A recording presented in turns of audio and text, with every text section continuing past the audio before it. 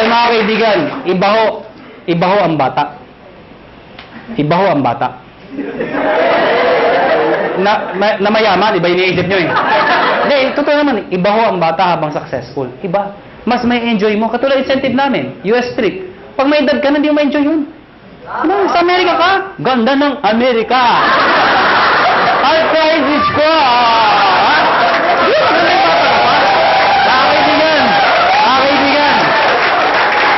Hindi matatapos ang gabing to kung hindi niyo marinig yung isa sa nagturo sa akin. Partner ko, please welcome Vice President Francis Miguel!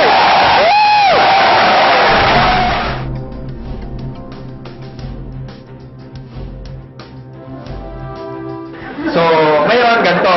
Itong opportunity na to para sa lahat to. And this is so exciting. If you made a decision na sumali ngayong gabi, masasabi ko it's a perfect timing.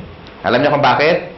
If you join us 4 years ago, malamang isa kayo sa mga nawala or isa kayo sa mga medyo may duda ng mga panahon na yon. Kasi ng mga panahon na yon, wala pang kumikita, wala pang may kotse, wala pang may mga bahay. Tama ba?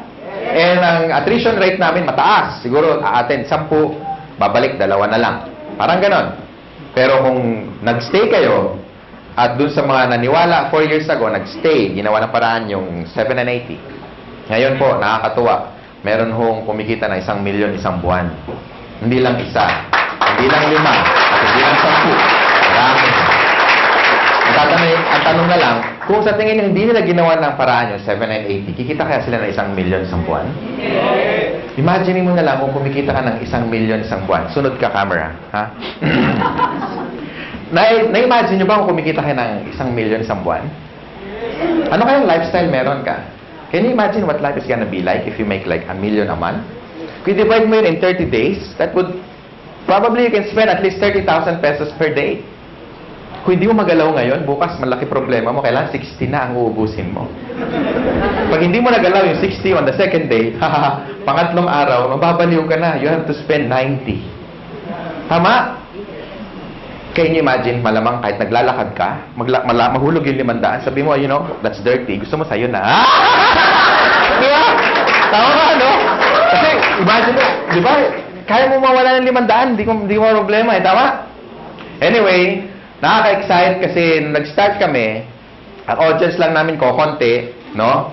And ngayon, ilan na tayo, and sobrang dami na. Itong seminar room, napansin nyo, mas marami pa yung hindi nakapasok minsan winawanon-wan na lang sa labas. That's why, unti-unti tayo nag-expand. Saan ba nag-start yung malalaki? Di ba mas maliit? Okay. Ngayon po, I have good news kasi malapit nang matapos yung sarili nating unit sa 7th floor.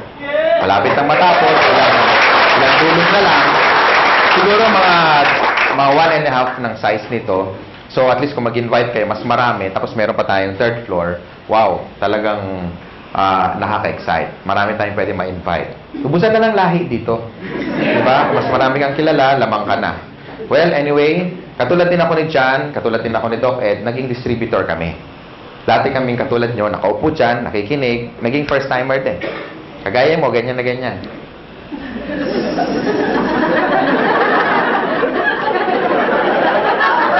Parang iniintay, kailan matapos. Okay? And, dati po, isa po akong empleyado. I worked in one of the biggest communications company. Ayoko nang banggitin kasi past na yun. Pero PLDT yun. Siyempre, hindi ko kinahihiya. And I worked there as a programmer. So, parang si George, isa sang engineer, no? And na-invite ako, katulad nyo, naging first-timer. Ang difference lang, nung time ko, 17 years ago, was, mas marami kami, 6 kami. Yung 4, kinain lang yung mamon, siniksip yung sesto, naihi, kunyari, ayun, umalis, tumakas, hindi na bumalik eh. Okay? Ako natira, tsaka tatay ko. Tatay ko kasi nag-invite. Nakakatuwa, tatay ko, di ba? Sabi niya, anak, alam mo, ang ganda dito, grabe. Palakpak siya ng palakpak. Ako, nakita ko siya, mapalakpak. Eh, syempre, dadalawa na lang kami. Palakpak na rin ako, di ba? Hirap na eh. So, hindi ko alam kung ano nakita niya, because on the first day, pag-uwi niya galing sa seminar, 17 years ago, kakaiba, mas maganda nga ngayon, at least marami. Kukwento ko lang, ha? Para at least naging kagaya niyo rin ako eh. And nung time na yon, kasama ko yung brother ko, na-excite kami. Hindi kami na-excite, kasi tuwing umaga na lang, tuwing magbe-breakfast kami, sabay-sabay, sabi niya, alam mo anak, grabe. The following day, gano'n na naman. Tuwing mag-almusal kami, alam niya, anak, grabe. Halos isang taon panay ganun. Alam mo, anak, grabe. Hindi ko alam kung may sumisipot ba o wala kasi parehong grabe yung sagot niya. Kasi parang walang nangyayari. So, pag-uwi namin, after attending the seminar, ako rin, dalawa na kami. Alam mo tayo, grabe nga. Di ba totoo? Kaya pag-uwi niyo mamayang gabi, malama, expression niyo, grabe. Tama? Mahulog kayo sa jeep, pagbayad kayo, mama, bayad o, grabe. Bahala na, kung saan kayo galing, bahala na siya mag-isip. Di ba? Mama, sa ko, grabe. Mama, di ba? Di ba, no? Nakaka-expect eh. And I started part-time. Yun na advantage nyo, when you join in Global, you can start part-time. Ibig sabihin, kahit may trabaho ka, may negosyo ka, or wala kang ginagawa, or estudyante ka, pwede ka mag-start part-time. Everybody started part-time, except Mr. John Asperin. After schooling, pumasok na kagad siya. Pareho kami magkasama sa first company. Okay? Ako, nag-employed muna ako for about 8 months. So, I started my business on a weekend, lunch break, after office hours. Nag-invite ako over the phone. Maraming resistance sa una, maraming hindi naniniwala. Merong mga sumasama, pagbibigyan ka lang. Merong mga sumisipot, merong mga tumatakas, merong mga kukuha pa ng notebook. Akala mo seryoso, pahinga ng papel, kopyahin ko yan. Tapos yung pala, wala. Akala ko, agila ko na, di ba? Uy, kumukopya. Oh. Yung pala, wala, hindi na babalik. No? So, ang dami resistance nung una. Pero ladies and gentlemen, ito lang masasabi ko. This is very important tip, number 1. Kailangan, pag sumali ka sa In Global, especially sa mga panahon na to, dapat nakita mo na yung sarili mo kung ano mangyayari 5 years from now. Dapat maliwanag para lagi ka excited. Tama ba? Para hindi mo nakikita yung mga short-term failures mo. Kasi nakakita ka ng long-term goals. So, doon ako na-excite. Alam ko magkakakotse ako. Nakikita ko na magkakabahay ako. Nakikita ko magkaka-resort ako, yung may swimming pool. Makikita ko mag-drive ako ng one of the fastest cars in the world. No? Tapos makikita ko maliit yung 1 million isang buwan. Nakikita ko yun, kaya ako na-excite. Minsan din ako natutulog, punong-puno. Hindi na rin ako nakakapag-lunch kasi pag i-invite, kaya pa na eye-bag, alam niya, kabag, sama-sama na. No? After 8 months, doing the business part-time, kumita akong 30 mil. Malaki ba yung 30 mil ngayon? Yes. Pwede na, no? Gaano siya kalaki noong 1994? Kakaiba, di ba? Noong nga panahon na yun, pag nakatikim ka ng 30 mil, at you are only 23, medyo kakaiba. Talagang, alam mo yung yabang ko talaga, parang pag binaril mo ko, parang hindi ako tatablan. Alam mo yung gano'n siya. Alam mo yun, sabi mo, pwede na, di ba? Kaya nag-resign ako, nilakas ang loob ko. Pero before that, in-encash ko muna yung cheque kasi baka tumalbog eh. No? Dumating yung cheque. Sabi ko, Miss, diretso ako sa BPI. Miss, palitan mo yung tig 100 para medyo, alam mo yun, marami. Di ba? Exciting ka nga. Masarap pagbilang, di ba? Kaya problema, paano ko iuwi? Oo, kaya meron dito, meron dyan, madami sa medyas, pinakamarami sa ilalim ng brief, naka-roll pa, may goma pa. Nilagay ko doon. Maglakad ako, nakabuka. Pero okay lang, at least, di ba? Hindi ko ma-hold up. At least safe. So pagdating sa bahay, it was my first time to make that kind of amount of money. So I was so happy, I was so excited. Lahat ng utang namin, lahat bayad, no? Naalala ko anong gabi na yun habang binibilang ko. Pag na-experience nyo, tingnan nyo ha, pag una nyong maraming pera, ang sarap bilangin, paulit-ulit, 28, 29, 30. Ulitin nga natin, parang kulang.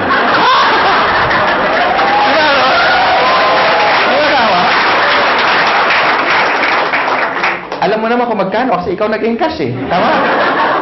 Inihiwalay mo yung luma, yung bago, yung luma, yung bago. Pag maganda yung serial number, para itatabi mo muna. Di ba? Di ba ganun ginagawa nyo? Pag malutong, medyo yan, matagal-tagal yan sa wallet mo. Di ba? Yung luma, yun muna ibabayad mo. Sarap. Tama? And ladies and gentlemen, hindi na bumalik yung income ko doon. Sineryoso ko siya. Sabi kasi na-apply ko, seryosohin mo to para kikita ka na seryosong pera. Tama ba? Kaya sineryoso ko, kinarir ko na. Nag-change na ako ng course. I went full-time. Sabi ko sa boss ko, boss, meeting tayo. Ano meron? You're fired. Huwag yung gagawin. Minsan, gawin mo rin para makabawi ka. Meeting tayo, boss. Bakit? Subukan lang natin kasi malay mo, ma-fire ka bukas. Subukan mo ganon. Ha? Natin kung anong gagawin ng boss sa'yo. Pero bago ka mag-resign, i-recruit mo muna. Okay? Tapos, ang ginawa ko, ladies and gentlemen, nung makita ko na saan pa yung business, lahat ng tao kinakausap ko. Kung narinig nyo yung tip na binigay ni John, sundin nyo lang. Okay? Effective yun. Ako hindi, iba, kakaiba. Lahat ng tao basta humihinga. Hindi ko pinapakawalan. Katabi ko sa bus. Pag lumaki dibdib, ibig sabihin huminga, pwede na yan, Rika, tara. In-invite ko na. Hindi ko talaga pinapakawalan. Lahat. Literal. Pag nagbayad ako ng Meralco bill, Ako yung pinakamasaya pag mahaba ang pila. Siyempre, wow, prospect. Uy, meron pa. Sila medyo, haba naman ang pila. Di ba ganun, pag pila mahaba, nanginis ka, di ba? Ako hindi, uy, dami siya. Yes! Di ba? Siyempre, kakausapin mo eh, tama? Prospect. Di ba? Tapos maingay ka pa. Gusto mo extra income? Ang sagot lagi, ano? Oo. Wala pa nagsagot na, ayoko nga kadiri ka. Wala ganun eh. Diba? Ano yan? Yung next question, ano yan? Okay. Next question is, invite mo na sa seminar. Ang tanong, may mawawala ba sa akin? Di ba wala? Pag sumali, nadagdagan pa ako. Tama? So sa mga first timer, yun ang tip. Just keep on, sharing the opportunity. Pag sumali, okay lang. Pag hindi, it's not your loss anyway. At least, you shared something that is good. Pag nagustuhan niya, pagtulungan niya. Pag hindi, huwag niyo siyang pilitin. Ganun lang naman eh. Tama ba? And then, my business grew. Naging momentum na, hindi ko na mapigilan. In fact, nung kami ni John, after 1997, 98 yun eh. Basta ang laki ng organization. Halos na puno namin yung Araneta Coliseum. Ganun kalaki. Salamat sa mga palakpak nyo. And for 17 years, ko nang ginagawa yung negosyo, no? Doon lang sa unang company, 100 million na mahigit eh, ang dinala sa akin. So, palagay ko, yung desisyon na ginawa ko, na gagawin nyo rin, dalawa lang kasi yan eh. Pwedeng totoo, pwedeng hindi. Ang tanong, what if totoo? At mangyari sa inyo yung mangyari sa amin. And ladies and gentlemen, AIM Global right now is number 1 in the country. Palakpakan nyo naman. Okay? Hindi lang. Kasi mga may-ari, dating mga distributor, dating mga kagaya nyo, naupo din dyan, may na-invite na marami, na-indyan din, no? So, ibig sabihin, alam namin kung ano yung ginagawa namin. That's why for the past 4 years, no? Sabi nga ni Mr. John kanina, no? For the past 4 years na tinatrabaho namin o ginagawa namin tong company, no? Ang dami na namin kahit paano natulungan na nabago ang buhay. And if these people are happy, well, we're more than happy. Mas masaya kami dahil nakuha nila yung mga gusto nila. Bago ako mag-close, no? Bago ako may magta-talk pa ba? Wala na. Bago ako bitawan tong mic, gusto ko lang sa inyo, gusto ko i-share sa inyo kung ano ba ang factor kung ang isang company tatagal. Para sa mga first-timer. Okay lang? Yes! Number 1. Okay, tandaan nyo yung tinatawag na perfect triangle. Ay, ulit ko lagi ito para ma-duplicate ako. Okay? Pag sinabing perfect triangle, all sides must be equal. And number 1 factor dapat maganda yung products. Because if the product is good, therefore, kahit hindi ka salesman, maraming bibili ng product mo. Tama ba? Yes! Hindi sa first sales. Hindi doon ang unang talagang benta. Ang totoong benta, yung o-order siya sa'yo na wala ka ng ka-effort-effort. Bakit? Kasi satisfied siya eh. Tama? And kung titignan niyo yung laman ng complete, kaya nga tinawag na complete. With the amount of how much lang ang isang capsule, siguro nasa 30 pesos, kung bibili ka sa palengke o sa supermarket, bilhin mo lahat yung laman ng 12 fruits, 12 vegetables, kasya kaya ang 30 pesos mo? Malamang hindi. Kung pagkakasyahin mo, paano ka bibili? Pabili nga ng grape. Isa lang, kaya nga walang S. Tama? Tsaka isang slice ng pisngin ng papaya. Di ba may papaya tayo? Tama? So, in short, wala tayong pinagkaiba sa technology. Pansinin niyo yung mga cellphone ngayon. Dati yung mga cellphone, ganito kalalaki, di ba? Nagkaroon ako nito, yung analog na ganyan. Pag denial mo yun, tuti-tu, tati-ti, di ba? Malaki eh. Oo. Noong 1996, nagkaroon ako nito. Pagka sakay ka sa LRT, dahil nakabit-bit yan, pasikat ka. Talagang, wow, pogi points. Ngayon, suot mo yan, ganun din, wow. Pareho reaction, pero magkaiba yung comment, no? No? Now, ang point ko is, meaning obsolete na. Because even technology, hindi sila natutulog. How much more yung supplement? Ang cellphone ngayon, maliliit na, di ba? Compact, normal na ang camera, minsan may flash pa nga, tama? Tapos nakaka-record ka pa ng voice, nakaka-record ka pa ng video, meron ng text, meron ng email, maka-check ka ng Facebook, pwede na kayo mag-bluetoothan. Di ba? Kompleto na eh. Tama? Now, totoo, di ba? Iwan mo to dyan sa Ortigas, yung ganitong cellphone, magugulat ka. Unang-una, hindi i-snatch to. Hindi ma-snatch to. Kahit i-display mong ganyan, hindi makukuha eh. Iwan mo sa kanto, balikan mo. Kahit after 1 week, magulat, uy, hindi na wala. Andyan pa. Wala. Baka akala, kaluso ng truck na to eh. Tama, di ba? Hindi naman nanakaw to.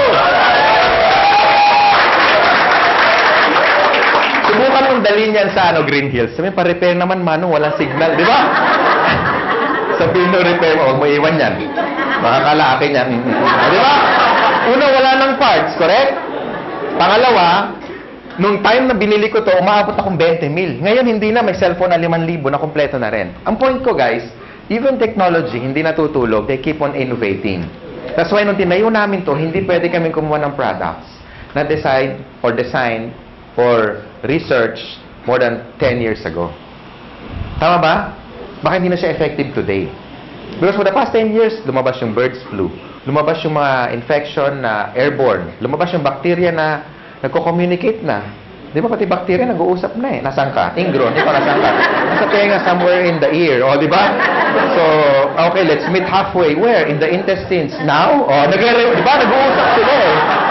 Di ba? Sige mo ha. Kung yung mga bacteria na de-develop, nag-e-evolve din. So, therefore, you need a product na latest na maraming laman para makombat lahat ng mga bacteria na yan. Tama? And tamang-tama yung complete natin. Kasi sa dami ng laman yan, ang daling i-explain, pero ang daming laman. Yung mga laman niya, kilala na dati, katulad ng orange. May effort pa bang i-explain mo yung orange? Wala na. Papaya. Lalo na yung papaya, di ba? Hindi mo alam ang papaya. Ganun yung may prospect mo. Hindi mo alam. Bagsakan mo. Tama ba? Ang point ko, ladies and gentlemen, pagdating sa products, never kami nagkaroon ng pangalawang isip when we get the Nature's Way. Because it's one of the biggest herbal manufacturer in the US. Yan ang ating product provider. They're a $1 billion company.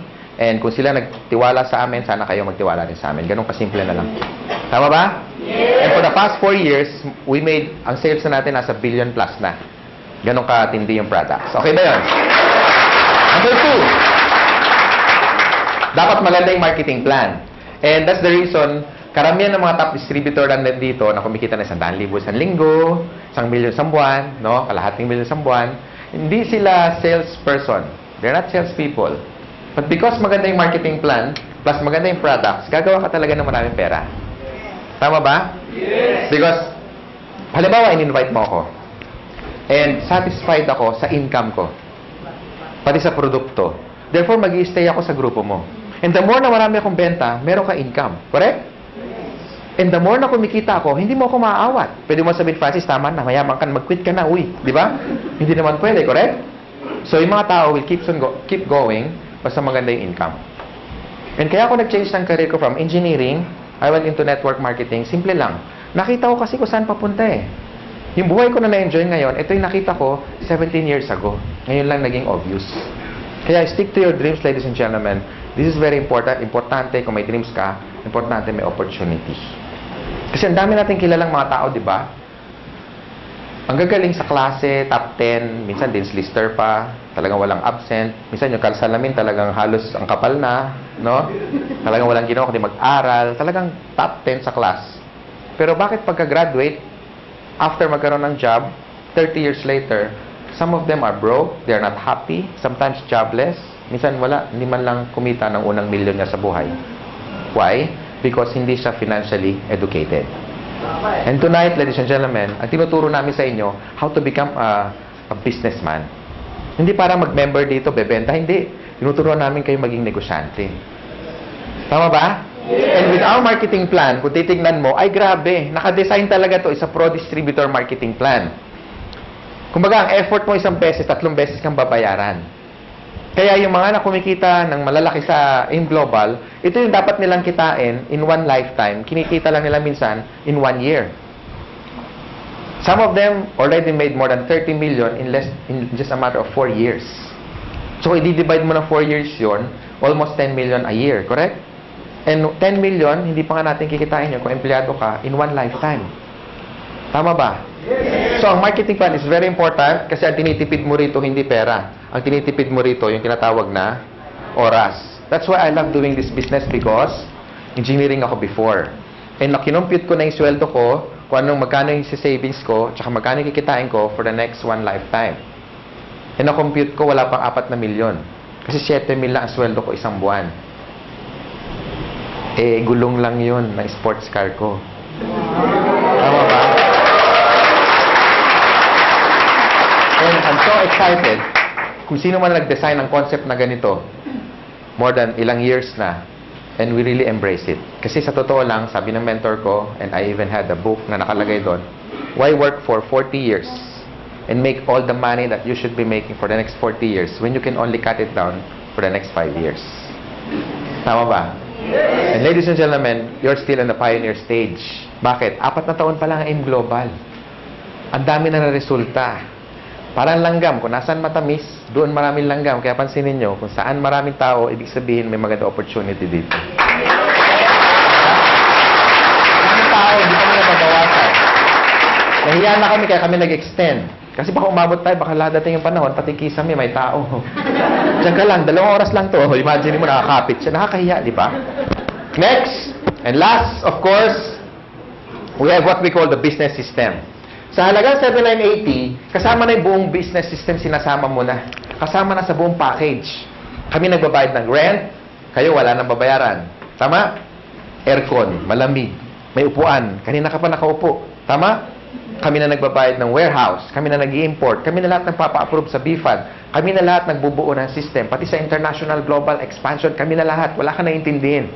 So this is a business na risk-free, ang daling i-manage, walang masyadong overhead, kaya tatalunin mo yung mga franchise, katulad ng Jollibee and McDonald's because of the system. If you want to make more money and become wealthy, they have 2 choices lang. Pwede kang magkaroon ng franchise like Jollibee. If you have 30 million, go for it. Pero kung wala kang pera, how can you be wealthy? So you have one choice. Join AIM Global. Yung nangyari sa amin, hindi yung tsamba. Kasi marami kami. Kung isa lang yumaman, pwede mo sabihin, tsamba lang yan. Wanina Bluman. Palagay ko may nunal yan sa likod. Di ba? Pero ang dami namin eh. Tama? Ang dami namin. Ang dami namin. So hindi siya tsamba. Gawa na yung tinatawag na system. Pansinin niyo yung Jollibee. Bakit ang tao tumataya ng 30 million? Kasi ang franchise, 1.2. 28 million yung building, lahat-lahat, pati yung gamit, aabutin ka ng 28 million. Okay? Bakit ang tao tumataya doon? Sa tingin mo dahil sa lasa ng spaghetti? Hindi. It's because ang binibili niya, kompleto na. Hindi niya naiisipin kung ano yung menu. Correct? Pansinin niyo yung Jollibee, lahat standard. Number 1, pricing. Yung manok, pareho, pati kulay, pati timbang. Lahat tayo nagwi-wish ng changes. Gusto natin ng pagbabago. In terms of health, in terms of wealth, in terms of money, in terms of what? Career. Ladies and gentlemen, malay mo ito na yung break na hinahanap mo. Hindi natin masabi. Kung marami ka lang sinubok na network marketing company, o marami na nag-entice sa'yo, marami na nag-invite, ngayong gabi, yakapin mo yung sponsor mo. Especially nag-invite sa inyo. Sabi mo sa kanya, salamat. Pwede ba sabihin nyo ngayon? Salamat. Salamat at in-invite mo kami in one of the best opportunity in the world.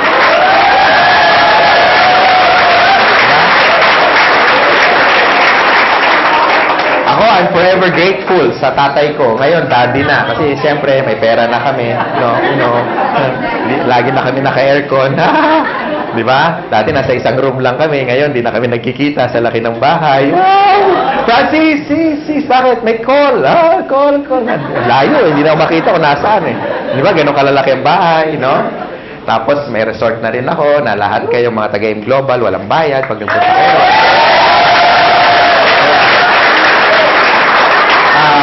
Walang bayad kasi magdo-donate ka lang. 1,000 per head. Then, naka-design talaga yun for a team building resort. May dormitory yun na it's like a hotel. Tapos may suite din para sa trainers nyo. And of course, may mga rock climbing, may team building, may kompleto, may basketball. Hindi siya ganun kalaki. Tama-tama. Kasya tayo kahit mag-10 beses tayo ganito karami. Hindi ganun kalaki. Tama-tama. And yun talaga dream ko. Magkaroon tayo ng tinatawag na camp. Okay? Camp. Boot camp. Training camp. CAMP stands for Kabantog Aspirin Miguel. Diba? It's really a dream come true. So, doon kami nag-i-invest. Because, ladies and gentlemen, gusto ko magkasama tayo na matagal. And gusto namin, mangyari sa inyo, yung nangyayari sa amin. Or yung nangyari sa amin on our past company na tinuruan kami paano maging negosyante. Tama? So, the decision is yours. I hope na gusto niyo opportunity. Again, sa mga first-timer, Yung pagpunta nyo rito, malaking bagay sa amin. Palakpakan nyo, mga first timer. Gustuhan nyo man yung negosyo o hindi, yung pagpunta nyo, malaking bagay sa amin. Okay? Sa mga sponsor naman, tutukan nyo yung mga first timer, i-share nyo sa kanila how to get started. Of course, i-prepare nyo sila sa mga negative, sa mga discouragement, no? Ngayon sa mga negative, I suggest isapon nyo, tapos dalhin nyo rito, itaktak nyo para maintindihan yung negosyo, ha? Para hindi kayo basta kinokontra. Doon sa mga wife naman na hindi pa member yung husband, kasi pag ganito, you want to stretch your time and make yourself productive, sometimes, maraming sakripisyo. Uuwi ka medyo late ng gabi. Well, it's part of the business. Tandaan mo, pag may tinanim, merong pero hindi nyo alam, may sakripisyo mas marami. Tama? Yes. Para maintindihan ka ng husband mo, bakit ka ginagabi, dalhin mo na lang dito. Tama ba? Yes. Bago mo kumbinsihin ibang tao, kumbinsihin mo muna yung katabi mo matulog. Tama? Kasi pag negative yung katulog, ba, ba't ngayon ka lang? Anong oras na? Sabi mo, yayaman tayo 3 buwan na, ba't ngayon yung rep natin walang laman? Excuse me, wala tayong rep. Wala tayong rep.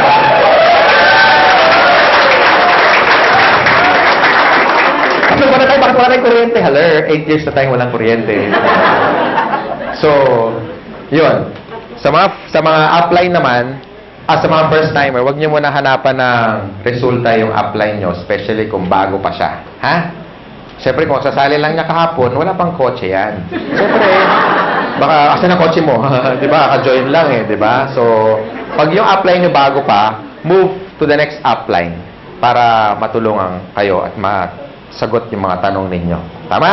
Yes. So, palagay ko, yun lang sharing ko. Thank you. I'm the finance director of this company. Maraming salamat sa inyo.